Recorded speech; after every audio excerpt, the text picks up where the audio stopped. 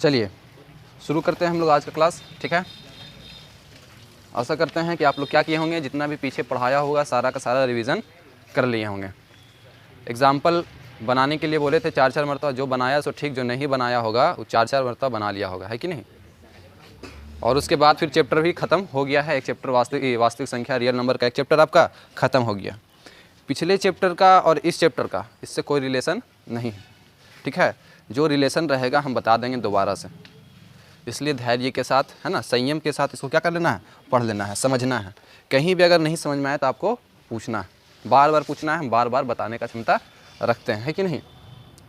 तो अगला चैप्टर जो है आपका अभाज्य संख्या के ऊपर है।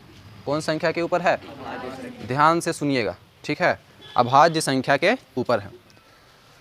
तो क्या नूरी परवीन आप मेरे पहले क्लास को देखें कि नहीं देखें? हाँ, यूट्यूब पे नहीं आ रहा था। हाँ, अभी थोड़ा सा सब्सक्राइबर कम है, इस वजह से नहीं आता होगा, है कि नहीं। लेकिन आपको ढूंढना है, क्या लिखना है, विक्की सर गया या फिर डिवोशन MMH। चलिए अगर देख लेते हैं तो मेरा आज का काम क्या होता, आसान हो जाता। पर ध्यान दीजिए, बताते हैं। हम पहले ही बोल दिए कि अभाज्य संख्या को जो समझा वो इस पूरे चैप्टर को भी समझा, है कि नहीं। अभाज्य क्या होता है, अभाज्य संख्या, अभाज्य बोलें या फिर अभाज्य। नहीं समझ में आएगा तुरंत रोकिएगा हमको कि सर जी नहीं समझ में आया। हर चीज़ में हाँ बोलने का आदत ना रखिए। बहुत सा चीज़ ऐसा होता है जिसमें ना बोल करके भी अच्छा किया जा सकता है कि नहीं, है ना। अभाज्य जैसे बोला चल चोरी करने के लिए, तो क्या बोलेगा, ना ना ना, तो अच्छा काम किया ना, ना बोल के भी अच्छा किया जा सकता है। तो अभाज्य के माने क्या होता है, इसको तोड़ करके समझते हैं। ठीक है, देखिए इधर ये आ लिखा हुआ है और ये भाज्य लिखा हुआ। हिंदी में कहीं पर भी, दोबारा से बता रहे हैं, जो पढ़ा है सो पढ़ा है, जो नहीं पढ़ा है उसके लिए बता रहे हैं। हिंदी में कहीं पर भी अगर किसी भी शब्द के पहले अगर आ लगा हुआ है तो उसके माने होता है नहीं। क्या होता है, नहीं। ये बात क्लियर है। हिंदी में किसी भी शब्द के पहले आ लगा हुआ, देखो भाज्य शब्द के पहले क्या लगा हुआ, आ लगा हुआ, तो आ के मतलब होता है नहीं, है ना। जैसे बोलते हैं ना कि सामान्य बात है, सामान्य का मतलब नॉर्मल बात है, जनरल बात है। कहीं कहीं पे बोला जाता है असामान्य बात है ना। क्या बात है, असमान बात है। दोनों में समानता है, यानी कि दोनों में कुछ कुछ मिलता है। लेकिन बोलेंगे दोनों में असमानता है, दोनों में कुछ भी नहीं मिलता है। आ लगा दिए तो क्या हो गया, समझ में आया। बोलते हैं अस्थाई, अस्थाई का मतलब क्या होता है, अस्थाई का मतलब होता है परमानेंट, है ना। और बोलते हैं अस्थाई, हम यहाँ अस्थाई रूप से रहते हैं, यानी कि यहाँ परमानेंट नहीं रहते हैं।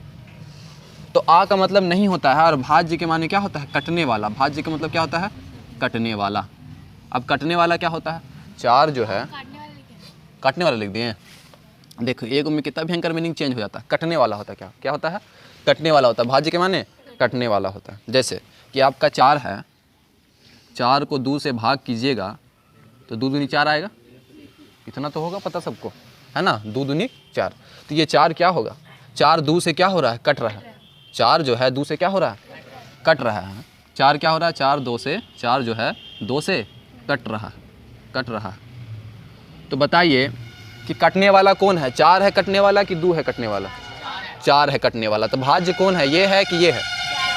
कटने वाले को क्या कहा जाता है, भाज्य कहा जाता है। कटने वाले को भाज्य कहा जाता है। क्लियर हुआ। तो अब समझ में आया कि अभाज्य किसको कहते हैं। ठीक है, तो यहाँ पे हम लिख देते हैं अभाज्य का परिभाषा। क्या लिखते हैं, अभाज्य का परिभाषा। अभाज्य का परिभाषा लिख देते हैं, वैसी संख्या, वैसी संख्या, वैसी संख्या जो पॉजिटिव हो, पॉजिटिव हो, वैसी संख्या जो पॉजिटिव हो। दूसरा 1 से बड़ी हो। तीसरा, तीसरा क्या होगा, 1 से कटे। चौथा खुद से कटे, खुद से कटे। पांचवा दूसरों से, दूसरों से ना कटे, दूसरों से। यही होता है अभाज्य का परिभाषा। किताबी लैंग्वेज का परिभाषा हम बाद में बताएंगे, पहले इससे समझिए। ठीक है, किताबी लैंग्वेज का परिभाषा देखिए ये होता है। अभाज्य संख्या समझ लीजिएगा, भाज्य संख्या समझ लीजिएगा, पूरा का पूरा चैप्टर आपको क्या हो जाने वाला है, समझ में आ जाने वाला है। वैसी संख्या, इसलिए थोड़ा जोर दे रहे हैं, है ना। वैसी संख्या, वैसी धन पूर्णांक, वैसी धन पूर्णांक जो केवल, क्या हुआ आवाज़, वैसी धन पूर्णांक जो केवल एक और खुद से कटे, एक और खुद से कटे। ये इसका पहला परिभाषा हो गया, दूसरा परिभाषा हो गया। तीसरा क्या लिख सकते हैं, वैसी, सबको समझाएंगे हम, खाली लिख नहीं रहे, समझाएंगे। वैसी धन पूर्णांक जिसका एक के अलावा दूसरा गुणनखंड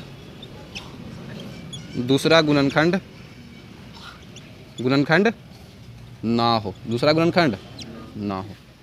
समझो, इधर हंसो नहीं, हंसने के लिए आया है कि समझने के लिए आया, तो समझो। वैसी धन पूर्णांक जो केवल एक और खुद से कटे, एक और खुद से कटे।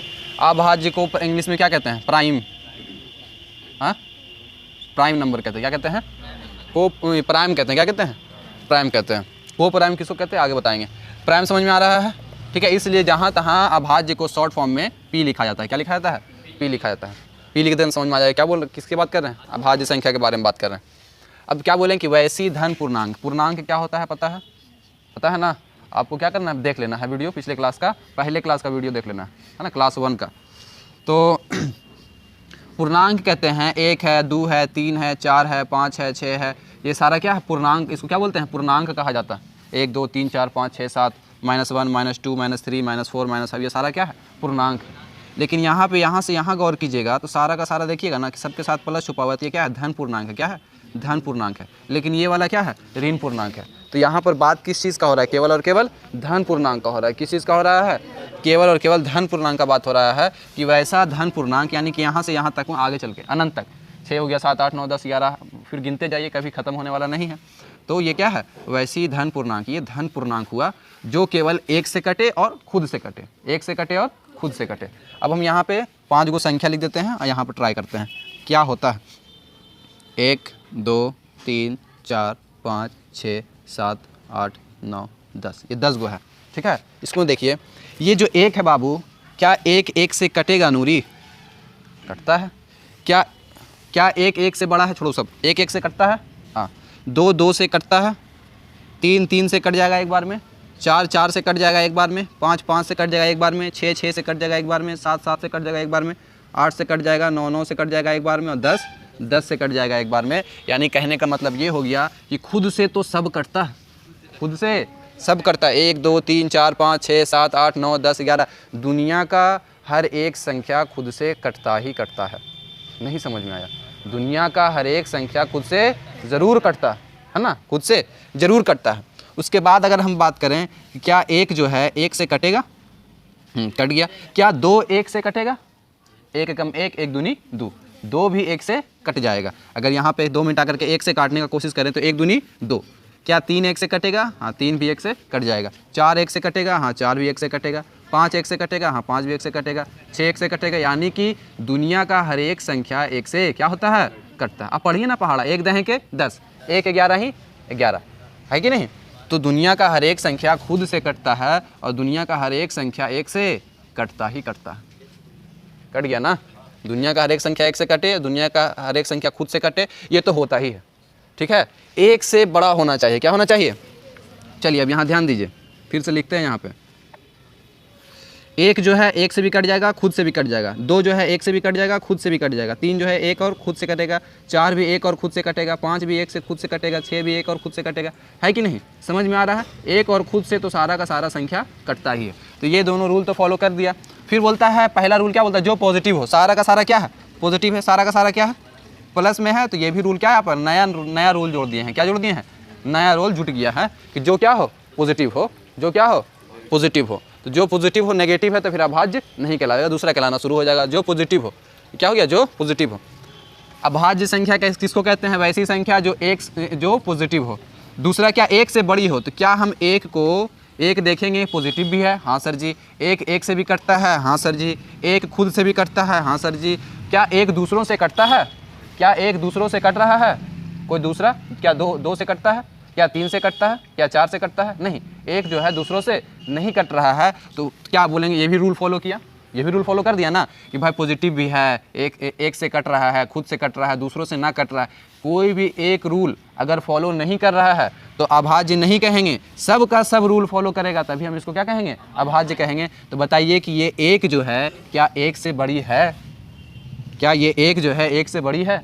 कोई खुद आदमी अपने से कैसे बड़ा हो सकता है? हम बोलेंगे हाँ हमसे बड़ा है, ये कोई बात हुआ? क्या एक से बड़ा होगा? नहीं। यानी कि क्या एक हमारा अभाज्य संख्या है? नहीं, क्योंकि सब रूल ठीक था कि जो पॉजिटिव है बिल्कुल सही पॉजिटिव था। क्या एक से बड़ी है? ले, एक से बड़ी नहीं था, खत्म, क्लियर। यानी कि अभाज्य संख्या नहीं है। अब इसको देखते हैं कि क्या ये जो है अभाज्य संख्या है? तो यहाँ पे लिखेंगे ये अभाज्य संख्या नहीं है। क्या ये अभाज्य संख्या है? तो कैसे जांच करेंगे? क्या ये पॉजिटिव है? बिल्कुल सही। क्या ये एक से बड़ा है? बिल्कुल, ये भी रूल फॉलो कर दिया, एक से बड़ा हो गया। क्या एक से कटेगा? हाँ, एक से कटेगा। क्या खुद से कटेगा? हाँ, खुद से कट रहा है। क्या दूसरों से नहीं कटता है? गौर कीजिए तो किससे कट रहा है बताइए तो? एक से तो हम बोले दुनिया का हर संख्या कटता है, एक और खुद को छोड़ करके दूसरा बताइए। ना 3 से कटता है दो, ना 4 से कटता है दो। अपने से बड़ा से कैसे कटेगा कोई संख्या? अपने से बड़ा से कोई संख्या कटता नहीं। अब रहेगा 5, बोलेंगे 5 6 से कट जाएगा, 7 नहीं। अपने से बड़ा से कोई संख्या कट ही नहीं सकता, उससे छोटा से देखिए, उससे छोटा से देखना। क्या अगर हम यहाँ 2 लिखें तो क्या एक से कटता है? नहीं कटता है। यानी कि यहाँ पर सारा का सारा रूल फॉलो कर गया। पॉजिटिव भी है, एक से बड़ा भी है, एक से ना भी कट रहा, खुद से भी कट रहा, दूसरों से भी ना कट रहा। ये क्या हो गया? अभाज्य संख्या हो गया। क्या हो गया?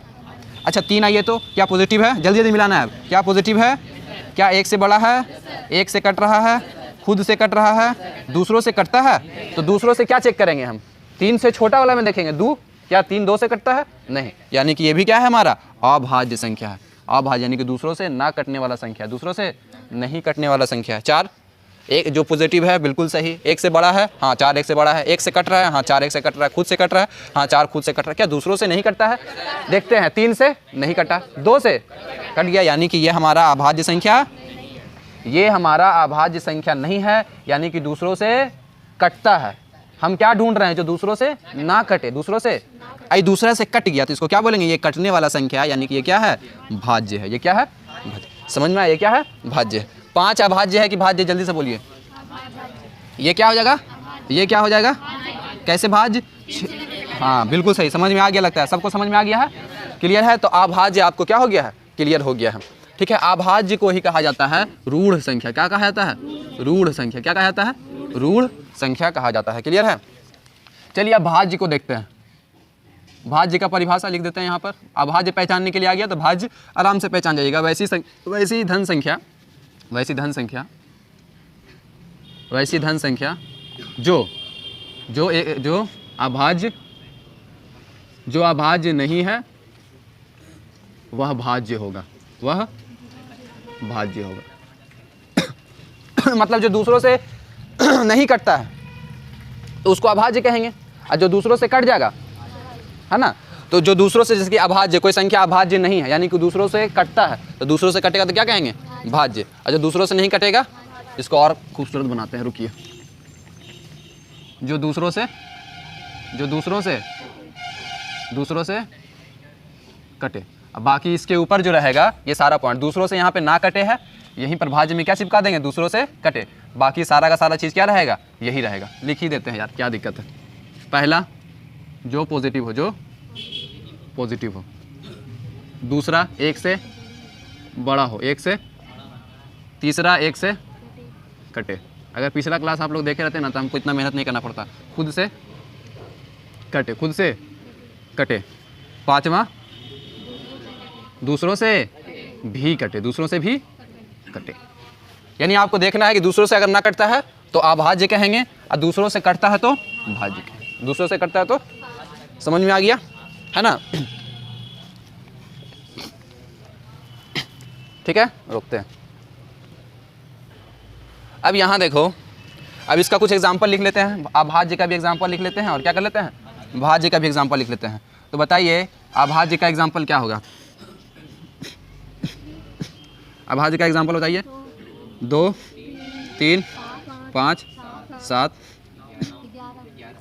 11, 13, 17, 19, 23 और भी बहुत सारा अनंत है। तो सबसे छोटा अभाज्य संख्या क्या -2 नहीं हो सकता है?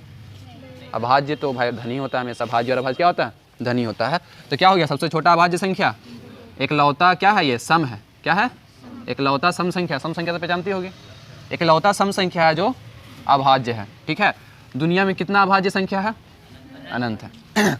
अच्छा भाज्य का लिखे तो जो दूसरों से कटे 4, 6, 8, 9, 10, 12, 14, 15, 16 dash dash dash dash dash.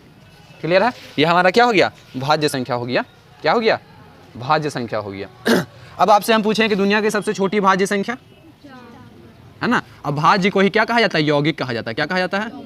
भाज्य को ही क्या कहा जाता है? और यौगिक का मतलब होता है मिश्रण। यौगिक का मतलब क्या होता है? मिश्रण। मिश्रण इसलिए इसको इसलिए कह रहे हैं मिश्रण यौगिक को, भाज्य संख्या को, क्योंकि एक भी इसमें मौजूद है ना, खुद भी इसमें मौजूद है और इसमें दूसरा संख्या भी मौजूद है, तब ना एक से भी कट रहा है, दूसरे खुद से भी कट रहा है, दूसरों से भी कट रहा है, यानी मिक्स है, मिक्सर है, यौगिक है। पढ़े होंगे आप जब केमिस्ट्री पढ़े होंगे तब कि यौगिक किसको कहते हैं? मिक्सचर को कहते हैं। क्या है? यौगिक और मिक्सचर मिश्रण में थोड़ा सा अंतर है। पढ़ाएंगे केमिस्ट्री, चांस मिला तो बताएंगे। यौगिक और मिश्रण में थोड़ा सा अंतर होता है, ज़्यादा अंतर नहीं होता, इसलिए इसको क्या कहता है? यौगिक भी कहा जाता है। क्लियर है? भाज्य और अभाज्य के बारे में अंतर समझ में आया? अब समझिए थोड़ा सा गुणनखंड ले लेते हैं जानकारी। गुणनखंड क्या होता है? क्या होता है गुणनखंड? बताएगा कोई हमको? बताइएगा।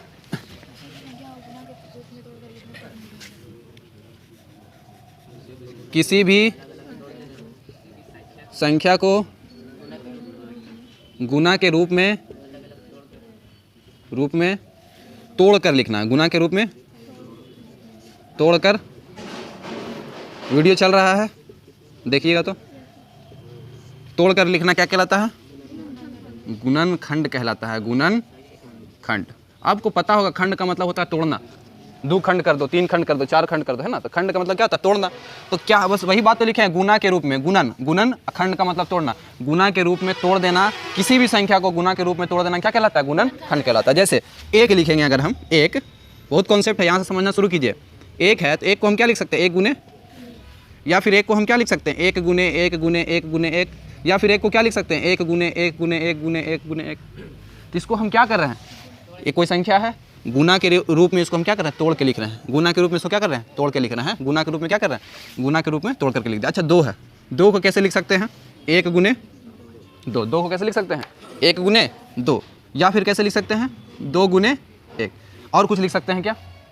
क्या और कुछ लिख सकते हैं? तो आप यहाँ गौर कीजिएगा कि 2 जो है, 2 को हम तोड़ें 1 गुने 2 में या फिर 2 गुने 1 में। ठीक है। 3 आइए, 3 को क्या कहेंगे? 1 गुने और 3 गुने 1, चाहिए कह सकते हैं। 4 को 4 गुने 1 कह सकते हैं, 1 गुने 4 कह सकते हैं, 2 गुने 2 कह सकते हैं, फिर 2 गुने 2 कहेंगे, बात बराबर हो जाएगा, है कि नहीं। 5 का देखते हैं, 1 गुने 5, 5 गुने 1। 6 का क्या होगा? 6 गुने 1, 1 गुने 6, 2 गुने 3 और 3 गुने 2। ये 6 का कितना गुणनखंड है देख लीजिए। 6 गुने 1 भी हो सकता है, 1 गुने 6 भी हो सकता है, 2 गुने 3 भी हो सकता है, 3 गुने 2 भी हो सकता है। यही है, गुना के रूप में हम तोड़ करके लिख रहे हैं। गुना के रूप में क्या कर रहे हैं? 2 गुने 3 तोड़ के लिख दिए। 6 को क्या किया? 2 भाग में बांट करके तोड़ करके लिख दिए। समझ में आ रहा है सबको, है ना। अब 7 है, 7 को क्या लिख सकते हैं? 1 गुने या 7 गुने 1। अब 8 को क्या लिख सकते हैं? 8 गुने 1, 1 गुने 8, 2 गुने 4, 4 गुने 2 और कुछ, हाँ 2 गुने 2 गुने 2 गुने 2 गुने 2 दूनी 4 दूनी 8। ये सारा का सारा क्या हो गया? गुणनखंड के रूप में, गुना के खंड के रूप में तोड़ करके लिख दिए। यही क्या हो गया? हमारा गुणनखंड हो गया। अब आपको हम एक बात बता दें कि 1 गुने 2 और 2 गुने 1 ये बिल्कुल सेम चीज़ है। इसमें हुआ क्या है? इसके जगह में परिवर्तन हुआ है। क्या हुआ है? जगह में परिवर्तन। 2 जहाँ पे था वहाँ पे 1 लिख दिए, जहाँ 1 था वहाँ पे 2 लिख दिए। तो इस तरह को 2 नहीं 1 ही माना जाएगा। यानी कि 1 गुने 2 बोलें चाहे 2 गुने 1 बोलें, दोनों में से कोई एक ही लिखाएगा। क्या लिखाएगा? दोनों सेम ही चीज़ है, इसलिए क्या हो गया? 2 को क्या बोलेंगे? 1 गुने 2 चाहे 2 गुने 1 लिखेंगे। ठीक है, कोई एक ही लिखना है। कोई क्या लिखना है? कोई एक ही लिखना है। यानी कि जगह में अगर चेंज होता है तो वह एक ही गिनती में आता है, 2 नहीं हो जाएगा। जगह चेंज करके बोलेंगे 2, ऐसा नहीं होता है कि नहीं, एक ही लिखना है, एक ही बार लिखना है, एक ही बार लिखना है, एक ही बार लिखना है, कोई भी एक लिखिए, चाहे ये लिखिए चाहे वो वाला लिखिए। अब देखिए 2 गुने 3 3 गुने तो बिल्कुल क्या है, सेम है, इसको मिटा रहिए, समझ में आया। और क्या है 4 गुने 2 और 2 गुने, यानी कि ये बिल्कुल क्या है, सेम है। तो जगह में परिवर्तन अगर नहीं देखा जाए तो आप गौर कीजिए कि दू जो है, दू को गुणनखंड के रूप में तोड़े हैं ना आप, गुना के खंड के रूप में तोड़े हैं, तो बताइए कि इसका एक के अलावा कोई दूसरा गुणनखंड बना है? दू हमारा भाज्य संख्या है कि अभाज्य संख्या है? दू हमारा अभी पढ़े थे कि क्या है, अभाज्य संख्या। क्या है, अभाज्य संख्या है। तो अभी जस्ट न बोलें कि वैसी धन पूर्णांक जिसका एक के अलावा दूसरा गुणनखंड, दो जो देख रहे हैं इसका एक ही को गुणनखंड बन पा रहा है, दूसरा गुणनखंड नहीं बन पा रहा है, यानी कि ये हमारा अभाज्य संख्या है। 3 का भी केवल और केवल एक ही गुणनखंड बन पा रहा है, यानी कि ये भी हमारा अभाज्य संख्या है। 4 का देख रहे हैं एक गुणनखंड बना और दूसरा गुणनखंड बना, और अभाज्य क्या कहता है कि एक के अलावा दूसरा जैसे ही बनेगा, दूसरा गुणनखंड बनेगा तो क्या बोलेंगे, भाज्य। एक के अलावा दूसरा नहीं बनेगा तो बोलेंगे अभाज्य। तो ये क्या हो गया, ये भाज्य संख्या हो गया। ये 5 हमारा क्या था, अभाज्य था, तो 1 बना, तो यहाँ पर भी क्या है, अभाज्य। ये क्या हो जाएगा, ये क्या हो जाएगा, ये क्या हो जाएगा। तो यहाँ पर ये बात, ये वाला परिभाषा समझ में आया। वैसी धन पूर्णांक जिसका एक के अलावा दूसरा गुणनखंड ना हो, एक के अलावा दूसरा गुणनखंड, वैसी धन पूर्णांक जो केवल एक और खुद से कटे। ये तो पहले ही बता दिए, एक और खुद से कटे, दूसरों से ना कटे। यहाँ पर लिखते एक खुद से कटे, दूसरों से ना कटे, दूसरों से ना कटे। क्लियर हुआ अभाज्य और भाज्य संख्या हैं? अब आइए क्या करते हैं, अब जल्दी से हमको 5 गो अभाज्य संख्या लिखाइए तो फटाक से। 7, 11, 13, 17, 19, 23 लिख, बस छोड़ दिए, हो गया। अब यहाँ देखिए इसको क्या लिखेगा, 7 गुने 1, 11 गुने 1, 13 गुने 1, 17 गुने 1, 19 गुने 1, 23 गुने 1। इसका गुणनखंड तो केवल एक ही बन सकता है, और ये केवल और केवल यही इसका गुणनखंड है। तो जिसका एक गुणनखंड होता है तो कन्फर्म ये अभाज्य संख्या है, इसके अलावा कोई दूसरा नहीं बनेगा। और दूसरा पॉइंट समझने लायक ये है कि आप गौर कीजिएगा, गौर करने का चीज़ है, पढ़ने का चीज़ नहीं, कि देखिएगा इसमें कि 7 से छोटा कोई भी अभाज्य संख्या इसमें नहीं दिखेगा, एक को छोड़ करके 7 से छोटा कोई भी अभाज्य संख्या नहीं दिख रहा है। क्या इसके गुणनखंड में 1 दिख रहा है, 2 दिख रहा है, 3 दिख रहा है, 5 दिख रहा है, नहीं दिख रहा है। तो 7 से छोटा कोई भी अभाज्य संख्या नहीं दिखेगा। अगर 11 अभाज्य संख्या है तो 11 से छोटा कोई संख्या नहीं दिखेगा, एक को छोड़ करके। 17 है तो 17 से छोटा कोई संख्या इसमें नहीं दिखने वाला है, एक को छोड़ करके, है ना। 19 है तो 19 से छोटा नहीं दिखेगा, 23 है तो 23 से छोटा नहीं दिखेगा, अगर वह संख्या अभाज्य है तब। लेकिन अगर भाज्य रहता है 4, तो 4 में देखिएगा ना तो आपको दिखेगा, उससे छोटा अभाज्य संख्या आपको, उससे छोटा संख्या गुणनखंड में दिखेगा। यानी कि अभाज्य रहता है ना तो उसके गुणनखंड में, खुद से लिख लीजिएगा जहाँ पे हम बोल रहे हैं, उसके गुणनखंड में उस अभाज्य संख्या से छोटा संख्या उसके गुणनखंड में नहीं मिलता है। अगर भाज्य है तो उससे छोटा संख्या उसके गुणनखंड में मिलता है ना। क्या होता है, मिलता है। इतना सा बात हमको बस खाली समझाना था आपको, ठीक है। यौगिक संख्या किसको कहते हैं, भाज्य संख्या को ही कहा जाता है। अब थोड़ा सा जान लीजिए, सह अभाज्य संख्या किसको कहते हैं, क्या कहते हैं, सह अभाज्य संख्या। क्या होता है, सह। पता है कशिश परवीन, सह अभाज्य संख्या किसको कहते हैं, बताओ हमको।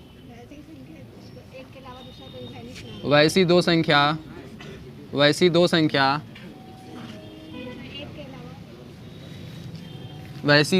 जिसका HCF क्या हो, 1 हो।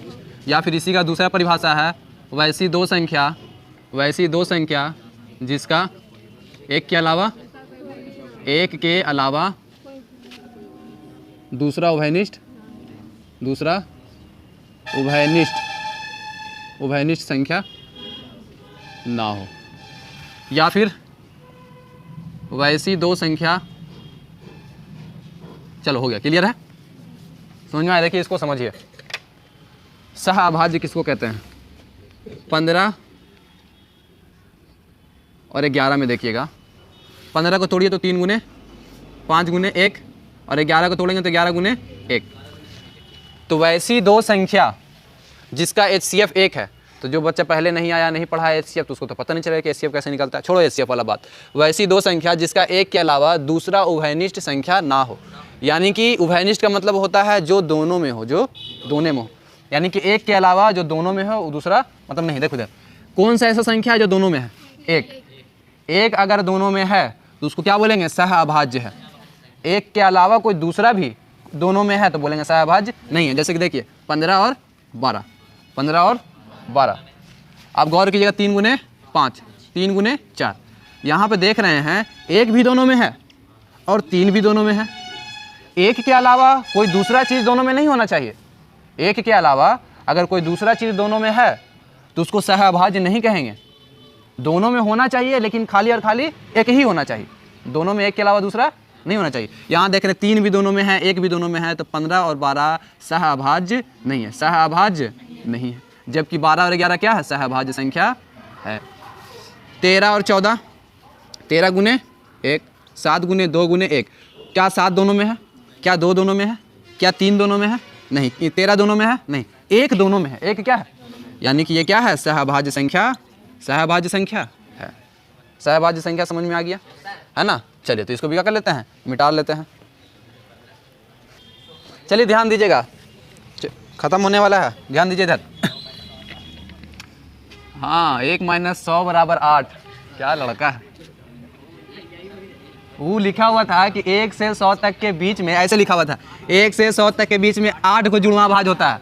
जल्दी से पलट के देख के बोला काची कि 1 - 100 = 8। वाह क्या लड़कन है सब। छी छी छी छी। चलो ध्यान दो, देखो अब यहाँ से आपका थ्योरी शुरू हुआ। बेसिक थ्योरी ऑफ अभाज्य संख्या। देखें अंग्रेजी मेरा, देखा ना हो हमारा अंग्रेजी देखा ना। बेसिक को ही कहा जाता है मूलभूत। क्या कहा जाता है? मूलभूत या फंडामेंटल। क्या कहा जाता है? ये सब अंग्रेजी जो लिख रहे हैं ना बाबू, मत सोचना कि अपने मन से लिख रहे हैं, अंग्रेजी किताब से देख के लिख रहे हैं। ठीक है, बेसिक थ्योरी ऑफ अभाज्य संख्या। ठीक है, प्राइम नंबर। देखो इधर ध्यान दो, तो क्या लिखना था यहाँ पे हमको? यहाँ पे एक बात लिखते हैं, किसी भी यौगिक संख्या को, किसी भी यौगिक संख्या को, किसी भी भाज्य संख्या को अभाज्य, क्या बोल सकते हैं? अभाज्य संख्या। क्या बोल रहे हैं? अभाज्य संख्या के गुणनखंड के रूप में, लिख सकते हैं। क्या कर सकते हैं? लिख सकते हैं। क्लियर है कि नहीं है? ये बात नहीं समझ में आएगा कितना को? कोई भी दुनिया का यौगिक संख्या हो जाए, जैसे कि आप लोग बचपन में ऐसे किए होंगे, है कि नहीं? देखो इधर ध्यान दो, 12 है। अब एक चीज़ समझाना भूल गए, अभाज्य गुणनखंड क्या होता है? क्या होता है अभाज्य गुणनखंड? क्या होता है? क्या होता है अभाज्य गुणनखंड? क्या होता है? वो रही है ना। अभाज्य गुणनखंड किसको कहते हैं? थोड़ा सा सबका लड़कन कमजोर ना है, तो देख लेते हैं। अभाज्य गुणनखंड किसको कहते हैं? देखो 6 था ना, 2 गुने 3 लिखी थी। 12 था, 2 गुने 6 लिखी थी। ऐसे हो सकता है ना गुणनखंड। यहाँ पे गौर करना है कि ये क्या है? अभाज्य संख्या है, लेकिन ये क्या है? 12 का हम गुणनखंड किए हैं, पर एक अभाज्य है, दूसरा क्या है? भाज्य है। अगर हम 12 का गुणनखंड करते हैं, 2 दूनी 4 और 4 तिया 12, ये क्या है? अभाज्य संख्या। ये भी क्या है? और ये भी क्या है? देखिएगा सब का सब अभाज्य है। तो वैसा गुणनखंड जिसमें सारा का सारा संख्या क्या हो? अभाज्य हो, उसको क्या कहेंगे? अभाज्य। और वैसा गुणनखंड जिसमें भाज्य भी है अभाज्य भी है, तो उसको खाली गुणनखंड कहेंगे। क्या कहेंगे? तो ये हमारा क्या हो गया? गुणनखंड हो गया। ये क्या हो गया? गुणनखंड। और ये क्या हो गया? अभाज्य गुणनखंड। क्या हो गया? अभाज्य गुणनखंड। बस इतना ही समझा रहा है। 12 को ऐसे करते हैं कि नहीं, 2 छके 2 तिया 3 एकम, यानी कि 12 का अभाज्य गुणनखंड क्या हो गया? 2 गुने 2 गुने 3। अब लिखेंगे 20। 20 एक अभाज्य संख्या, ये भाज्य संख्या है 20।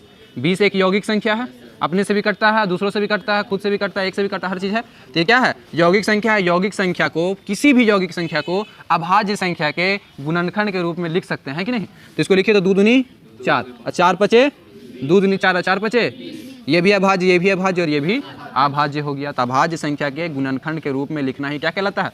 अभाज्य गुणनखंड कहलाता है। किसी भी यौगिक संख्या को, किसी भी दुनिया में जितना भी यौगिक संख्या है, सारे के सारे यौगिक संख्या को अभाज्य संख्या के गुणनखंड के रूप में लिख सकते हैं, है कि नहीं?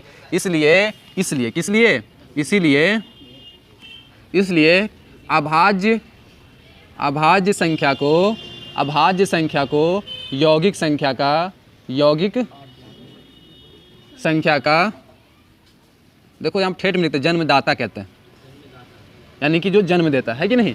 यानी कि अभाज्य संख्या के मदद से ही यौगिक संख्या बनाया जाता है। ढेर सारा अभाज्य संख्या गुना करके ही क्या बनाया जाता है, यौगिक संख्या बनाया। कोई भी यौगिक संख्या बनाया जा सकता है कि नहीं। किसी भी यौगिक संख्या को क्या किया जाता है, अभाज्य संख्या के रूप में तोड़ा जा सकता है। टूट रहा है ना, ये बात क्लियर हो रहा है कि नहीं हो रहा है, क्लियर है पीछे। किसी भी अभाज्य संख्या को यौगिक संख्या का जन्मदाता कहा जाता है, यानी कि यौगिक संख्या को अभाज्य संख्या के गुणनखंड के रूप में लिख सकते हैं। क्लियर है। अब यहाँ ध्यान दीजिएगा, 12 को क्या किए, 2 गुने 3। ये क्या है, बिल्कुल अलग अलग है। क्या है, बिल्कुल अलग अलग है, 2 गुने 3। इसको आप चाहें तो पावर फॉर्म में भी लिख सकते हैं। कैसे लिख सकते हैं, पावर फॉर्म में भी लिख सकते हैं। कैसे, दो एगो। हम जानते हैं, ये बात समझ लीजिए, ये 2 पर पावर 2 हो जाएगा और गुने 3 पर पावर 1 हो जाएगा। कैसे होता है ये देखिए, गुना में जब बेस सेम होता है, अगर समझ में आता तो ठीक है, ना तो फिर डायरेक्ट बोल देंगे। गुना में जो होता है, अगर बेस सेम होता है तो पावर क्या हो जाता है, जुड़ जाता है। 7वां 8वां में पढ़ाई हुआ होगा कि जब बेस सेम होता है तो पावर जुड़ जाता है। उसी तरीके से बेस सेम था तो बेस का बेस 2 लिख दिए और एक पावर क्या हो गया, जुट गया। तो इसको क्या कहेंगे, इस तरह से पावर फॉर्म में भी लिखा जा सकता है। ठीक है, कभी भी अभाज्य संख्या लिखिएगा तो ऐसे मत लिखिएगा 12 बराबर 3 गुने 2 या फिर 12 बराबर 2 गुने 3 गुने 2। ठीक है, ये अभाज्य संख्या ही, अभाज्य गुणनखंड ही है, पर स्टैंडर्ड फॉर्म नहीं है। स्टैंडर्ड का मतलब होता है खूबसूरत होना, ये खूबसूरत फॉर्म नहीं है। अच्छा फॉर्म क्या होता है कि बढ़ते क्रम में सजाएं। अभाज्य संख्या के बढ़ते क्रम में लिखना है, अभाज्य संख्या के बढ़ते क्रम में लिखना है। क्या लिखना है, बढ़ते क्रम में लिखना है। समझ में आया, अभाज्य संख्या के बढ़ते क्रम, यानी कि 2 गुने 3। अब बोलेगा सर ये दोनों में हमको ना पता चल रहा कौन बड़ा है, तो मार वो करेंगे, है कि नहीं। ये सब धंधा पानी नहीं करना कि कौन वाला 2 पहले लिखें, ये वाला 2 पहले लिखें, चलो ये वाला 2 पहले लिख दें, हटाओ ये वाला 2 पहले लिख देते हैं, ये वाला 2 बाद में लिख लेते हैं, हो गया आप खुश। ठीक है, समझ में आया ये चीज़। हाँ क्या जी बोल रहा, मजाक में कर रहे हैं आप लोग। 20-52 का अभाज्य गुणनखंड करके निकाल के दिखाइए हमको जल्दी सा। हाँ, अभाज्य गुणनखंड करके निकाल, एक को बताएंगे। 7वां 8वां क्लास नहीं है जो आपको अभाज्य गुणनखंड करने के लिए बताते रहे कि नहीं। ध्यान दीजिए, 2 एकाई 0 का 2 दूनी 1 बचोगी उधर तो 2 छके, फिर लास्ट में 6 है तो 2 से लगेगा, 2 पचे 2 का 2 एकम 2 तिया। अब बोलेगा सर ये कैसे कटेगा, अब संडे आवेगा तो बोलेगा सर छुट्टी दे दीजिए, तो कहाँ से पता चलेगा, है कि नहीं। तो 5 1 6 6 3 9, 9 जो है 3 से कट जाता है, इसलिए ये भी 3 से कट जाएगा। तो 3 एकम बच्चों 2 गियो उधर, तो 21 3 सते 3 एकम 7 1 8 8 1 9, 9 3 से कट जाता है, यानी ये पूरा संख्या भी 3 से। ये इतवार को अगर मौका मिलेगा तो बताया जाएगा, ये 3 से कट जाएगा। 3 8 3 5 15 बच्चों 2 3 सते 7 5 12, ये भी 3 से कटेगा। 3 एकम 3 9, 19 एक अभाज्य संख्या, इसलिए टेंशन नहीं लेंगे, 19 से कम। अब इसको सजाया जाए अगर तो 2 गुने 3 गुने 3 गुने 2 19, सब कचड़ा हो गया। बाजा वजा बजा दिया ना, सब कचड़ा हो गया। ओहो, ठीक है, तो दिक्कत हो जाता है यार। 2 गुने बाजा बज गया, ठीक है, कोई दिक्कत नहीं, इधर ध्यान दो। 2 गुने 2 3 गुने 3 गुने 3 19। इसको ऐसे भी लिख सकते हैं पावर के रूप में, 2 पर पावर 2, 3 पर पावर 3 और 19 पर पावर 1। ठीक है, किसी भी यौगिक संख्या का अभाज्य गुणनखंड एक ही रूप से कर सकते हैं। किसी भी यौगिक संख्या का अभाज्य गुणनखंड एक ही रूप से कर सकते हैं। अंतर देखिएगा, किसी भी यौगिक संख्या का गुणनखंड काहे हंस रहा है और कौन हंस रहा है। गुणनखंड, किसी भी यौगिक संख्या गुणनखंड अनेक तरह से किया जा सकता है, अनेक तरह से किया जा सकता है, पर आगे देखिए, किसी भी यौगिक संख्या का, काहे हंस रहा हो, यौगिक संख्या का अभाज्य गुणनखंड काहे बतिया रहा हो, अभाज्य गुणनखंड एक ही तरह से किया जा सकता है, एक ही तरह से किया जा सकता है। ये बात नहीं समझ में आया तो ध्यान दीजिए। जैसे 12 है, ये यौगिक संख्या है कि नहीं है, इसका गुणनखंड करेंगे तो 2 गुने 6 भी कह सकते हैं, 6 गुने 2 भी कह सकते हैं, 1 गुने 6 भी कह सकते हैं, गुने 2 कह सकते हैं, है ना, अनेक तरह से कर सकते हैं, है ना। लेकिन अगर यही 12 को अभाज्य गुणनखंड करेंगे, अभाज्य गुणनखंड करते हैं यही 12 को अगर आप भाज्य गुणनखंड के रूप में सजावेंगे तो 2 दूनी 4, 4 तिया। इसके अलावा कोई मेथड है, इसके अलावा कोई तरीका 2 और 3 के अलावा कोई चीज़ आने वाला है इसमें? यहाँ देखिए कहीं पे 6 और 2, कहीं पे 6 और 2, कहीं पे 12 और 1 आ रहा है ना, कहीं पे 4 और 3 आ जाएगा। क्यों? क्योंकि ये जो है ये अभाज्य संख्या के रूप में गुणनखंड नहीं किए हैं। तो अभाज्य संख्या के रूप में गुणनखंड नहीं करेंगे तो बहुत सा गुणनखंड यौगिक का बन सकता है। पर अगर अभाज्य संख्या के रूप में तोड़ें यौगिक संख्या को, अभाज्य संख्या को अगर यौगिक संख्या को अगर अभाज्य संख्या के रूप में तोड़ें तो केवल और केवल एक ही तरीका हो सकता है। समझ में आया? एक ही तरीका। ये सब छोटा छोटा बात है, आपसे क्वेश्चन पूछेगा कि कोई भी यौगिक संख्या को अभाज्य संख्या के कितने तरीके में तोड़ा जा सकता है, तो बोलेंगे अद्वितीय, यानी कि एक के अलावा दूसरा कोई रूप में नहीं तोड़ा जा सकता है। ठीक है, चलिए ठीक है, बोर्ड में डाल लेते हैं। चलिए अब आगे कुछ बात जानते हैं। ये बच्चा में पढ़ते हैं, चौथा पांचवा में, अभाज्य यौगिक संख्या, क्या लिख रहे हैं? यौगिक संख्या का अभाज्य पेड़ बनाना। लिखें, एकदम ठेठ में लिख दिए, है ना। वृक्ष, क्या बनाना है? वृक्ष बनाना है। तो कैसे बनता है? जैसे कि अगर हम लिख देते हैं 2900, ये बचपन में पढ़ रहा है, लकी है कि तुम लोग बता दे रहे हैं, किताब में दिया हुआ इस वजह से, न तो नहीं बताते। 2 से कटेगा ये, 2 एकम 2 चौके 1, इसमें गया 2 अठी 0 का 2 सते, कॉमन नहीं देना, चला 2 चौके 0 का 0। जब तक लास्ट में 0 है ना, 2 से कटेगा ही, आँख मूंद करके लगाते जाइएगा। 2 तिया 2 सते, गलत हो गया। कहाँ गलत हो गया? हाँ, कहाँ गलत हो गया हो? यहाँ पे 8 दूनी 2 अठी 16 और 2 पचे, यहाँ पर भी क्या हो जाएगा? 2 सते 14, 2 चौके 8, 2 दूनी 4 और 2 पचे। अच्छा वो रोक दिया। 5 से कटेगा, अब 5 एकम 2 इसमें गया तो क्या हो जाएगा? 5 चौके 4, इसमें गया 5 अठी 2, इसमें गया पचे। समझ में आ रहा कैसे? लास्ट में 5 है तो 5 से कटेगा, 5 दूनी बचो 4 गया उधर, 5 नवा 3 बचो गया उधर, 5 सते, अब कितना से लगाएगा? 7 2 9, 9 दूनी 3 से पहले लगा देना चाहता है ना। चलो कोई दिक्कत नहीं है, उसको सजा देंगे खाली खूबसूरत से। ठीक है, 3 से लगाते हैं। कैसे हो जाएगा? 3 नवा, फिर 3 नवा, फिर 3 तिया, फिर 3 तिया, फिर 3 एकम, फिर 3 एकम। एक काम करो ना, पहले इसको बढ़िया से करिए लो, ठीक है, ना तो फिर दिक्कत होगा कि नहीं।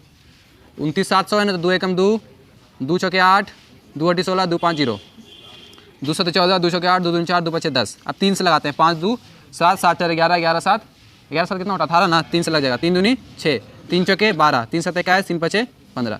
3 से लगाते हैं, 3 अठी 3 दूनी 3 पचे, 3 से लग जाएगा 3 दूनी 3 सते 3 पचे, 5 से लगेगा 5 पचे पचे, 5 एकम 5 एकम, 11 एकम 11। ये ऐसे हो गया। इसको आप चाहें तो ऐसे लिख सकते हैं, 2 गुने 3 गुने 3 गुने 3, या फिर 5 गुने 5 गुने 11, या फिर आप इसको ऐसे लिख सकते हैं पावर के फॉर्म में, 2 का पावर 3 का पावर 5 का पावर 11 का पावर, ऐसे भी आप लोग लिख सकते हैं। अब इसका वृक्ष बनाना है। क्या बनाना है? वृक्ष बनाना है, जिसको क्या कहा जाता है? गुणनखंड वृक्ष कहा जाता है। क्या कहा जाता है? गुणनखंड वृक्ष। गुणनखंड कैसे बनाइएगा? देखिए इधर 29 700 है, ऐसे 2 लकीर पार दीजिएगा। अब 2 से जब इसको भाग दीजिएगा ऐसे, 2 एकम 2, 2 चौके 2 से लगेगा कि नहीं लगेगा? ये 2 लकीर पारना है, एक तरफ लगने वाला, दूसरा तरफ जो आंसर आएगा वो वाला। ठीक है, 2 एकम 2, 2 चौके 1, इसमें गया तो 2 अठी, फिर 1 इसमें गया तो 2 पचे 0 का। अब इसमें लगावेंगे, किसमें लगावेंगे बताइए? इसमें लगाइएगा। क्या ये लगने वाला चीज़ है? 2 1 से कटेगा, खुद से कटेगा, क्या दूसरों से कटेगा? नहीं कटेगा दूसरा से, तो फिर काहे लगावेंगे? इसमें लगावेंगे। बड़ा संख्या कौन है? ये तो अभाज्य संख्या हो गया, क्लियर है। अब इसको लगाएंगे, इसका वृक्ष बनाएंगे। क्या ये 2 से लगेगा? तो लगने वाला इधर, और जो आंसर आएगा सो इधर। 2 सते 2 चौके 5 है तो 2 दूनी 1, इसमें गया 2 पचे, इसमें लगावें, किसमें लगावें? कटने वाला इधर, आंसर आएगा सो कटने वाला इधर, आंसर आएगा सो इधर आएगा। 2 से लगेगा, 3 से लगेगा, तो 3 दूनी 1, इसमें गया 3 चौके, 2 इसमें गया 3 सते, 1 इसमें गया 3 पचे, किसमें लगावें? इसमें लगाएंगे। 3 अठी 3 दूनी 3 पचे, 3 से लगेगा ये 3 लगाइए, 3 से तो कितना आएगा, 3 दूनी 6, 3 से क्या 3 पचे, अब कितना से लगाना है 5, 5 पचे 25, पचे 25, इसको 5 11, इसको 1, यही क्या हो गया आपका पेड़ बन गया। दम वाला पेड़ की तरह देखिए टेढ़ा गया है ना। जड़ कौन है, सब जड़े है ना, सब जड़। समझ में आया। अब ई सबको गुना कीजिएगा ना पकड़ करके तो ये वाला आ जाएगा है ना। 2 दूनी 4, 4 3 12, 12 3 36, 36 5 है ना। पूरा गुना कीजिएगा तो कौन वाला आ जाएगा, गौर कीजिए ना। 2 गुने 2 गुने 3 गुने 3 गुने 3 गुने 5 गुने 5 गुने 11। अब देखिए लास्ट वाला ऐसे ले लेना, देखा सीखने से वो चीज़ मिलता है। लास्ट वाला भी ऐसे घेरना, लास्ट वाले का दोनों ऐसे, तो क्या हो जाएगा ये वाला, यही हो गया ट्री। आपको ऐसे नहीं करना जो ऐसे लास्ट में बनाया वो नहीं करना है, खाली ट्री बना करके छोड़ देना है। चौथा का चीज़ है, आपसे पूछेगा नहीं कि ट्री बनाइए, ठीक है। दूसरा चीज़ समझाते हैं अब। चलिए यहाँ ध्यान दीजिए, एक लास्ट पॉइंट है, उसके बाद क्लास क्या हो जाएगा, खत्म हो जाएगा। कल बताया जाएगा, आप कैसे वीडियो बहुत ज़्यादा लंबा हो रहा है तो कल आपको बताया जाएगा HCF और LCM अभाज्य गुणनखंड विधि से कैसे निकाला जाता है, और बहुत सारा बात अब HCF और LCM से रिलेटेड, ठीक है। तो कल भी चैप्टर का एंड नहीं होगा है ना, कल भी थ्योरी ही चलेगा। तो एक पॉइंट यहाँ बताते हैं, कोई अभाज्य संख्या, इसको प्रैक्टिकल भी देखेंगे। कोई अभाज्य पॉइंट आता है, ये ऑब्जेक्टिव में पूछता है, कोई अभाज्य संख्या, कोई अभाज्य संख्या P, कोई अभाज्य संख्या P, यानी कि यहाँ पर P के जगह पे कोई भी अभाज्य संख्या होगा, चाहे 2 होगा, चाहे 3 होगा, चाहे 5 होगा, 7 होगा, है ना, 11 होगा, 13 होगा, 17 होगा, कोई भी अभाज्य संख्या P, यानी कि P के जगह पे कोई भी अभाज्य संख्या होना चाहिए। ये अभाज्य संख्या, कोई भी अभाज्य संख्या किसी संख्या के वर्ग को काटे, किसी भी संख्या के वर्ग को, कोई भी संख्या मान लेते हैं कि L है, कोई भी संख्या क्या है L है, या फिर किताब देता है Q, तो क्या मान लेते हैं Q। अगर कोई अभाज्य संख्या P किसी भी संख्या का स्क्वायर, यहाँ पे हम अभाज्य नहीं बोल रहे हैं, जरा ध्यान देना है, कोई भी अभाज्य संख्या, यहाँ पे अभाज्य है लेकिन दूसरे में क्या बोल रहे हैं, कोई भी संख्या के स्क्वायर को काटता है, किसी भी संख्या के वर्ग को काटे, हाँ काटे, किसी भी वर्ग संख्या को काटे, तो क्या होगा, तो वह अभाज्य संख्या P उस संख्या Q को भी काटेगा। अब इसको प्रैक्टिकली समझिए, कौन मत यारा, कोई अभाज्य संख्या P ले लेते हैं, ठीक है। अब यहाँ पर कोई ऐसा संख्या लेते हैं जिसका स्क्वायर जो है इससे कट जाता हो, इससे कट जाता हो। क्या शर्त लिखे हैं, कोई अभाज्य संख्या P किसी संख्या के वर्ग को काटेगा, तो शर्त ये है, शर्त क्या ये है, शर्त ये हो गया, पुरस्कार ये हो गया कि अगर तुम ऐसा करोगे तो ऐसा होगा, ऐसा करोगे तो ऐसा होगा। तो शर्त ये है कि अगर अभाज्य संख्या P जो है Q स्क्वायर को काटेगा तो उपहार तुमको क्या मिलेगा कि वही अभाज्य संख्या Q को भी काट देगा। 3 है, 3 अगर किसको काट देगा बताइए, तो किसके स्क्वायर को काट देगा, 3 किसके स्क्वायर को काट देगा, 3 गौर कीजिए कि 9 के स्क्वायर को क्या कर दे रहा, 3 जो है 3 मान लेते हैं कि अभाज्य संख्या है, और 9 हमारा क्या है Q है, Q का स्क्वायर कितना है 81। 3 जो है अगर 81 को काट दे रहा है, 3 जो है किसी संख्या के स्क्वायर को काट देगा अगर, तो वह 3 जो है Q को भी काट देगा। तो बताइए 3 जो है 9 को काट रहा है कि नहीं काट रहा है। तो ये आपका क्या हुआ कि एक शर्त और एक रिजल्ट है कि कोई भी संख्या अगर Q स्क्वायर को काटता है ना तो वह संख्या Q को भी काट देता है। कोई भी संख्या किसी संख्या के, एक अभाज्य संख्या किसी संख्या के स्क्वायर को काटेगा तो वह अभाज्य संख्या उस संख्या को भी काट देगा। ये बात समझ में आ रहा है कि नहीं आ रहा, नहीं आ रहा तो फिर से बोलेंगे, ध्यान दो इधर। जैसे कि 5 है, ठीक है 5 है, 5 तो 5 वाले काटे, खाली 7 देख लेते हैं, 5 भी होगा लेकिन बनाने में थोड़ी दिक्कत है। 7 देखते हैं, 7 किसका स्क्वायर हो जाएगा, इसका स्क्वायर क्या हो जाएगा 729, 2 लेते हैं। देखिए इधर क्या 2 36 को काटेगा, जो 6 का स्क्वायर है, 2 अगर 36 को काट दे रहा है तो 2 जो है 6 को भी काट देगा। यही तो सिंपल बात है। अभाज्य संख्या अगर किसी संख्या के स्क्वायर को काटता है तो वही अभाज्य संख्या उस संख्या को भी काट देगा, है ना, क्लियर है। लेकिन ऐसा नहीं है कि कोई अभाज्य संख्या, चलो ठीक है इतना ही, ठीक है क्लियर है, आज के लिए इतना ही, ठीक है। कल आएंगे हम लोग एलसीएम और एचसीएफ पढ़ेंगे।